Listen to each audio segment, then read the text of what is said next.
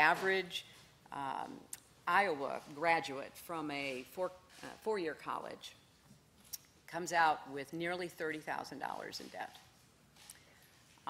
And that's, I think, the 9th highest debt load in the country.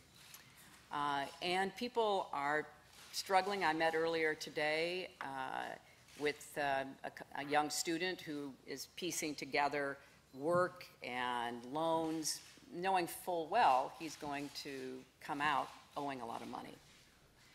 So we've got to figure out in our country how to get back on the right track. Yeah, she's just the one who could do it. Joining us now is Alex Newman, international journalist, educator, and co-author of Crimes of the Educators, How Utopians Are Using Government Schools to Destroy America's Children. Alex, welcome aboard. You know, you come on at a great time, and the book comes out at a great time. I know in this area, New York and New Jersey, tons of people have opted out of the Common Core exams. And I'm of mixed feeling about that. I despise Common Core. But a lot of people are opting out at the urging of the teachers' unions because the teachers don't want to be judged on the results of a test. So you know, if they're for opting out, I have mixed feelings. But schools are awful for the most part, and I went to public schools in New York when they were still good. How do we go back to where we were? You make some excellent points there. Thank you for having me on. I think the biggest problem is that people need to understand the schools, what they're doing is literally by design. They're producing you know, millions of illiterates. They're bilking the taxpayers out of billions of dollars. But it's no accident that we're getting the kind of terrible educational results that we're seeing right now. And Common Core is not going to fix this problem. Neither are these federally funded tests. And you know, your point about the unions is certainly well taken. They have their own motivation for this.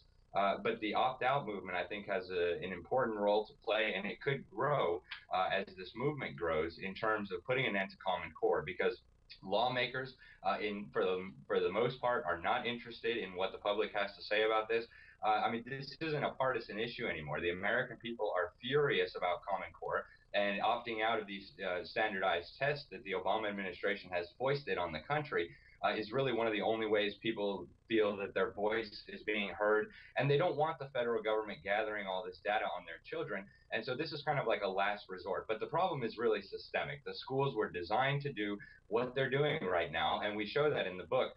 They're designed to dumb down America's children for nefarious purposes, and that's what we're seeing, whether it's in reading or it's in math or history or civics.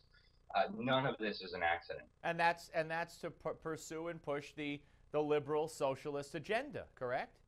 Absolutely, right on the money. And you know, we start our book more than 100 years ago with John Dewey, and that was his agenda. He wrote that was his agenda. We have the documents. We've actually reprinted some of them in the book. He wanted to move America away from this individualistic kind of free market society, and he wanted to move it toward, he even told us where he wanted it to go. He cited an 1888 novel by Edward Bellamy called Looking Backward, and this was a fantasy about a collectivist communist United States in the year 2000. That's what John Dewey was working toward, and he worked backward from there. Yeah. He said, all right, as long as the people can read, they can read their Constitution, they can read their Bible, they can read their history, they can understand what our civilization is based on.